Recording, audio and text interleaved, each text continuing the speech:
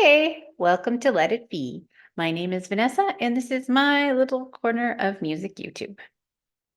So, a little while ago, I did a video on my top 15 albums of 1984 because I had recently deep dived the year and had made the list as part of the Taste Like Music Discord. We do deep dives about 4 times a year of like an anniversary year. So I'm going to go back and do a video on some of the other years that I've done in the past couple years and that I've made lists for. So yeah, this is 1973, which is one that I finished at the end of last year. I listened to just over 200 albums for the deep dive, which was pretty easy because there is a plethora of cool albums this year. Even after I finished this deep dive, I ended up finding even more. Like I have listened to probably another 5 or 6, maybe more albums that have come up that I missed that I was interested in that ended up being cool and really good albums. So even though these are the 15 that I've chosen, that doesn't mean that there's not tons and tons and tons that I think are really awesome or great that missed this 15 because ultimately 15 albums, not very many in a year where you've heard, I don't know, probably at least, I don't know, 75 at least very good albums. Like, I don't know. It's well, I could find out actually. So I ended up finishing out the year with 85 albums that were 4 stars and above. So that just goes to show there's lots of good stuff. That doesn't even encompass the stuff that is good. That is like a 3.5 that I'm not mentioning. So anyway, these were the ones that rose to the top for me. Just missing my top 15 is Larks Tongues in Aspic by King Crimson. That is in the top 25. And I also have here Frampton's Camel, which was a nice discovery through this dive that misses my top 25 actually, but I still think is really good. A lot of the other ones in the 16 to 25 spot I don't have on vinyl, so they're either on CD or I don't own them. So these are the ones that I'm displaying. Anyway, to get started, the first album in my top 15 is Mott by Mott the Hoople. One of my favorite discoveries of the last several years was checking out more of their albums. I only knew a couple songs before that. And they have a very interesting and rewarding discography in a short period of time.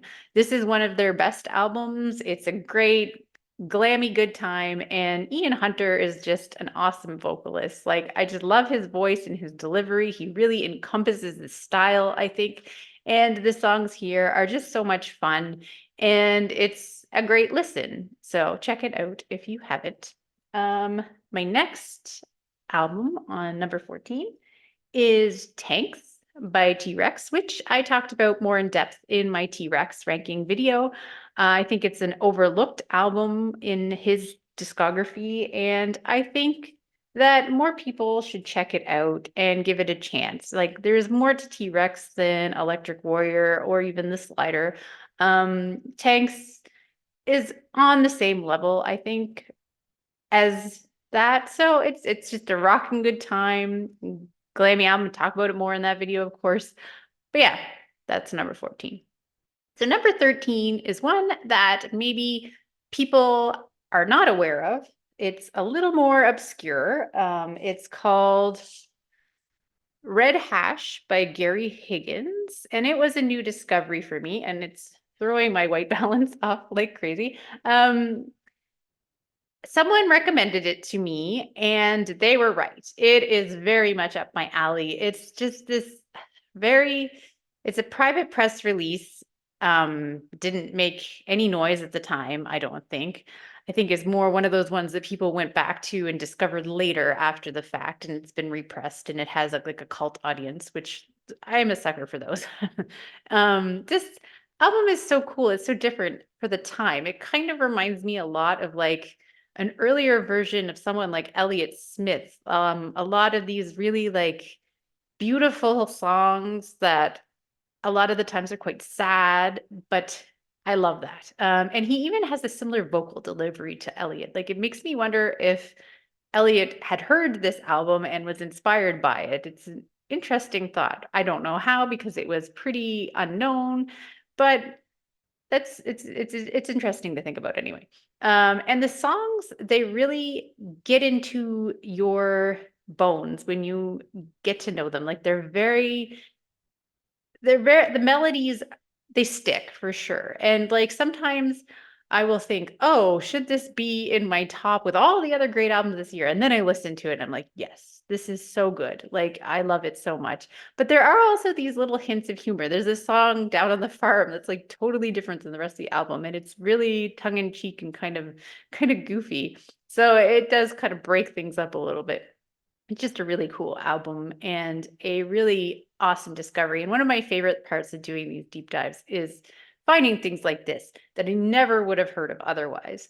But now it's part of my favorite albums. So it's always nice, which leads me into the next album is a similar idea. And it's the only one in this list that I don't own and I'd love to own, but it's very difficult to get. It's by Duncan Browne and it's his self-titled album. He would go on to be part of Metro a little later in the 70s and do some other solo albums, which are much easier to find and much different than this one. This one is in a similar vein to Gary Higgins in that it's like got this beautiful, sort of captivating songs that stick with you once you know them. And he's a classical guitarist, and I think that really shines through on this album. Like, such beautiful guitar work throughout and just wonderful songs. And another one that people should check out if they haven't heard of it, because it's just one of those hidden gems that come out and really changed your perspective. And just, I don't know, they're probably some of my most rewarding discoveries is those ones hiding, just waiting for you to find them. So that is number 12. Number 11, on a totally different zone, I have Honky Tonk Heroes by Waylon Jennings, he's probably one of my favorite classic country singers. I just love his voice. I love his vibe. He's just such a cool guy. And this album is I don't know that it's necessarily a concept album, but it's like most of the songs on it were written by Billy Joe Shaver, except for one because the record company didn't hear a single. So they tacked another song, We Had It All, on there to be the single that is not written by him, which is kind of a strange choice, but I guess it makes sense, especially in the way that country operated now and then, in that it is very singles based and hits based, I think. And also, this is around the time that Waylon was transitioning to that outlaw sound from being more countrypolitan at points and just doing more what the record company was wanting. This is where he was really starting to come out as on his own into his own kind of sound that he wanted to do. So it's a bit of a transition, I think, and just a really cool album. Because it's all written mostly by the same person, it's very cohesive. It comes together really nicely, and it's just an easy listen and just a cool album at the end of the day. Now we're going with something a little more classic. Goodbye Yellow Brick Road by Elton John. Classic double album by him in his best period.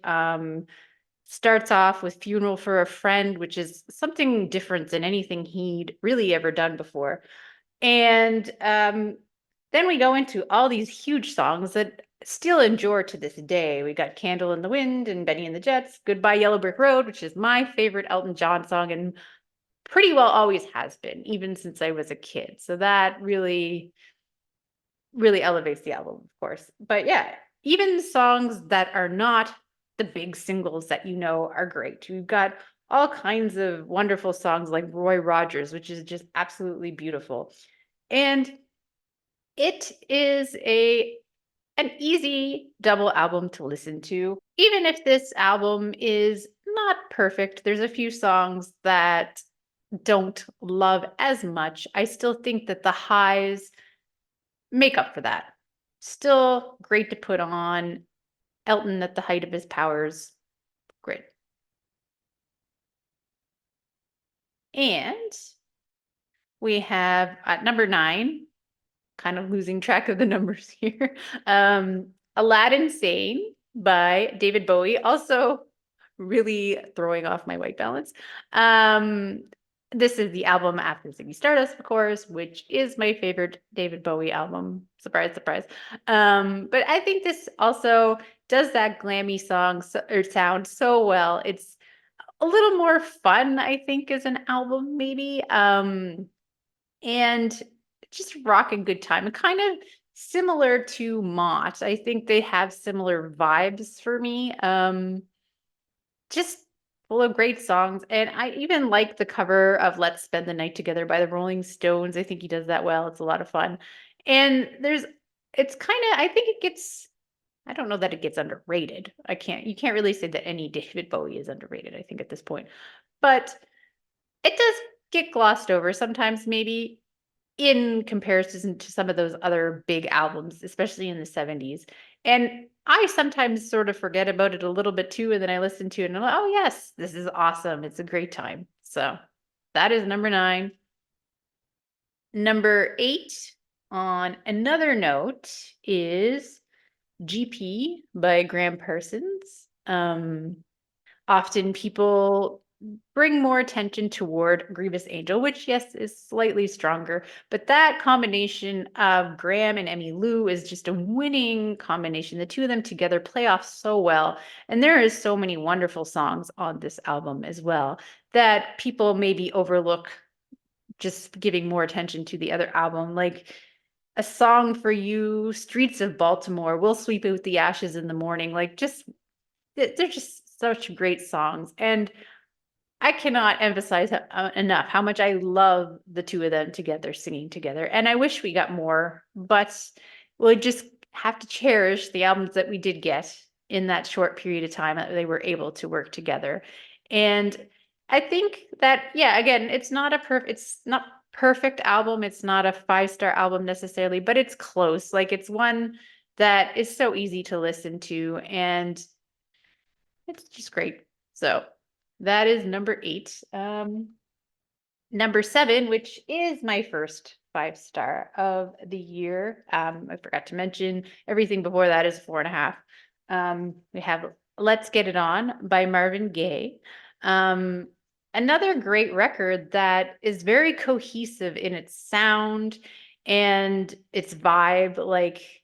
And different than some other stuff that maybe people associate with it. Like, it's a different album than What's Going On, for instance.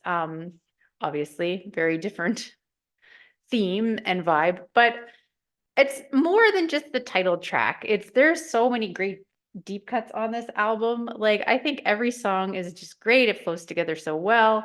It's just such an easy listen. I put it on not that long ago again, and time flew by. Like, you just get wrapped up in the soulfulness and the beauty of the arrangements. So that is number 7. Number 6 is by Wings, Paul McCartney and Wings, Band on the Run. Great album, beginning to end. Every song is awesome. It took me a little bit of time to get to top score on it. I really always really liked it, but once it clicks, it really clicks. Like, it's a classic for a reason. Yeah, I think that everything really comes together here.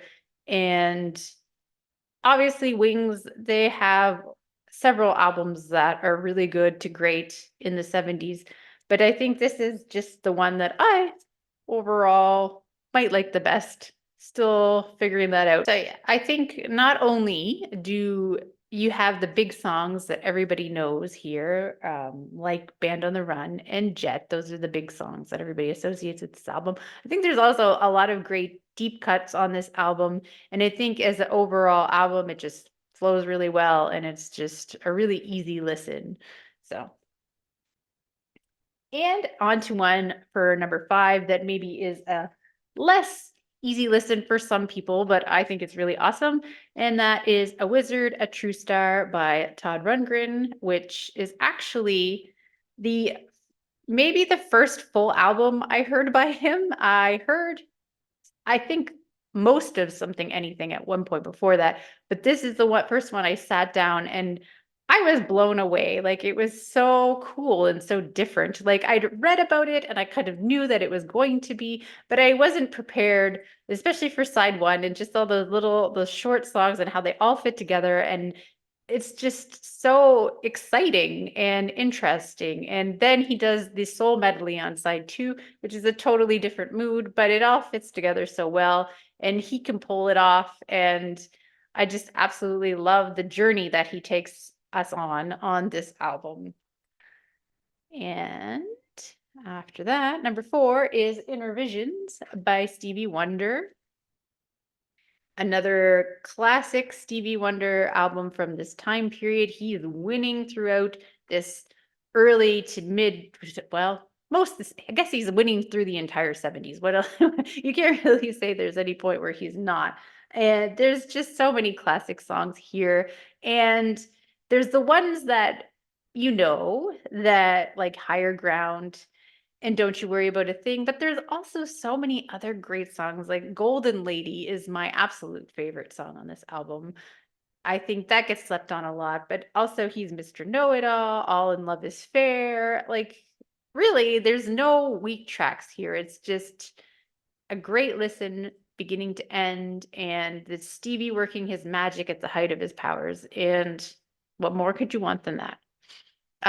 Number 3 is Houses of the Holy by Led Zeppelin, which is an album that is, I think I should say, weirdly divisive to me because I have always really liked it, but it seems like it's one that people can take or leave in their classic era, and sometimes it gets a little overlooked or I don't know.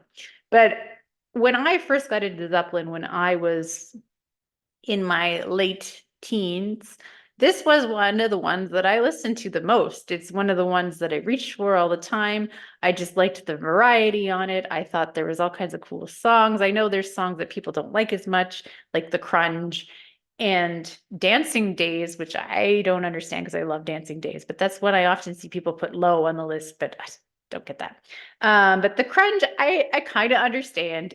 That one took me a little while to warm up to even loving the album, but it's part of it. It needs to be here now, and I'm fine with it now. So I don't totally get the hate for that. But yeah, it's just I don't know. It's just a nice there's like I said, there's a ton of variety here, and it's something a little different from what they've been doing before and continuing their evolution as a band throughout the 70s. This is a important piece of that, and a great album to listen to, and one that I love. So, and number 2 is another band that I love a lot at the height of their powers, and that is Black Sabbath with Sabbath Bloody Sabbath. A fantastic album beginning to end in an era where they were just knocking them out year after year, sometimes more than once a year. And that opening track just lets you know that you are in for a ride. And it's just such a great, heavy album. But there's also like softer moments that I think balance things out really well. And it's just a fantastic list, and maybe my favorite Black Sabbath. I don't know. It's hard. I have a lot that I love by them, and making a list of my top favorites is really tough, but this is definitely up there and more than likely the best one. I think it's one that I think that can be appreciated by people that are not necessarily as on board with this with some of their other stuff. I think everybody can appreciate Sabbath Bloody Sabbath. It's just that great. So, of course, number 1 is one that I'm sure people are expecting, and it's fine. It's Dark Side of the Moon, of course. Um, it's just such an experience, and an album I've heard so many times, not always even choosing to hear. Like, it's just sort of so present in our culture and so in society that you could know it without realizing you know it, because it's everywhere. But I think it's really great even still. And every time I listen to it, I'm reminded of that. Like, sometimes I think, oh, why would I want that to be my number one? It's such an obvious pick, blah, blah, blah, blah, blah. Or, or I take it for granted. But then I put it on and it's like, well, there's a reason for it. It's just it's a journey that it takes you on. And it can work for so many different moods and so many different settings. And it's interesting. Like, I've watched it with The Wizard of Oz, of course, like, that old thing, which I think is more wishful thinking than it is really a reality that it syncs up. Like, you could take any album probably and do something similar, but that's okay. But also with the recent eclipse, I played it and it was perfect. I managed to sync it up perfectly with the timing and it just worked so well. And just to relax, you can put it on, or just anytime. It's such a multi-purpose album, and it's such a journey. And I think it's one of those ones that, like we always say, is a classic for a reason. It really is. You can't really put it any other way. So it's hard to go with anything else for number one other than that, even though it's the basic pick, but that's okay. It's there for a reason. So anyway, I know that I've missed some. I know that I've missed some big ones, and it's not because I don't love them. Like I said, had 85 albums that are 4 stars and above this year, and many of those big albums are there. But let me know your list in the comments and what I missed, because I know, like I said, that I did. Yeah, that's one of the great things that I love about looking through these years, is that everybody can come out with some different favorites, sometimes some unexpected ones, or ones that get overlooked, or sometimes the big albums are the ones that should be there, and that's great too. There's no wrong answers. Anyway, till next time. Bye.